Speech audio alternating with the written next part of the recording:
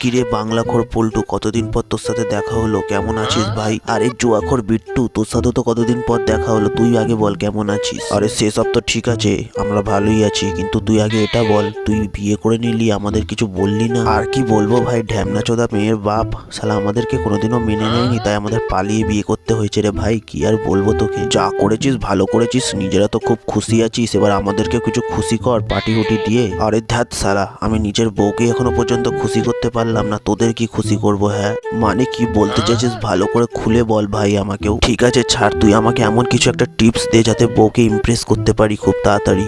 বোকাচোদা, আমি যদি ওরকম টিপস দিতে পারতাম না, আজ আমি সিঙ্গেল থাকতাম না। ওয়ারা, তুই একসময় নাম্বার 1 মেয়ে বাজ ছিলি, কেউ জানুক না জানুক আমি তো জানি রে ভাই তোকে। আর আজ তুই সিঙ্গেল গুপ্ত রোগের জন্য, যদি টিপস না দিস আমি সবাইকে বলে দেবো তোর গুপ্ত রোগ আছে। ঠিক আছে ভাই, পাঁচ কান করিস না কথাটা ভাই, তোকে আমি টিপস দিচ্ছি, কিন্তু ভাই কাউকে বলবি না আমার কি আছে না আছে।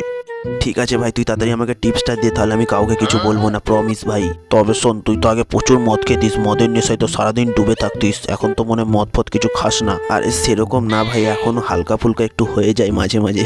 তাহলে তুই একটা কাজ কর, আজ তুই একটা মদের বোতল নিয়ে বাড়িতে ঢুকবি, তারপর আমি বউয়ের হাতে খুন হয়ে যাই, তাই তো? তুই এটাই তো চাইছিস মারা? দূর বোকাচোদা, আগে কথাটা তো শোন কি বলছি আমি। হ্যাঁ আচ্ছা ঠিক আছে বল, কি বলবি বল, শুনছি। তুই ঘরে মদের বোতল নিয়ে ঢুকলে তোর বউ তোর হাতে মদের বোতল দেখলে রেগে যাবে খুব। আরে সে তো বাড়া আমিও জানি, তারপর কি হবে বল। তোর বউ যখন রেগে যাবে তুই তখন তোর বউকে এটাই বলবি যে তুমি যখন পছন্দ করো না তোমার জন্য ছেড়ে দিচ্ছি আজকে থেকে। তারপর কি হবে ভাই? তারপর আর কি হবে ভাই, তোর বউ খুশি হয়ে যাবে, এটাই ভাববে তুই তোর বউয়ের জন্য কতটা স্যাক্রিফাইস করছিস। তুই যখন বলছিস তাহলে ভাই একবার আমি তো ট্রাই করে দেখবই। আর হ্যাঁ ভাই, আজকে রাতে কিন্তু মদ খাওয়াতে ভুলিস না যেন, নইলে কিন্তু তোর গাঁড় ভেঙে দেবো বোকাচোদা।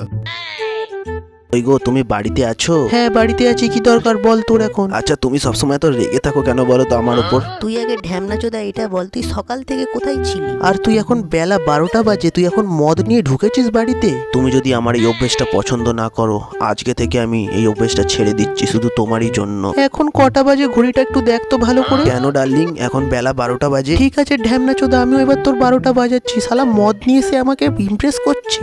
আমাকে ছেড়ে দাও ডার্লিং, আমার ভুল হয়ে গেছে ডার্লিং, আর হবে না ডার্লিং, ছেড়ে দাও।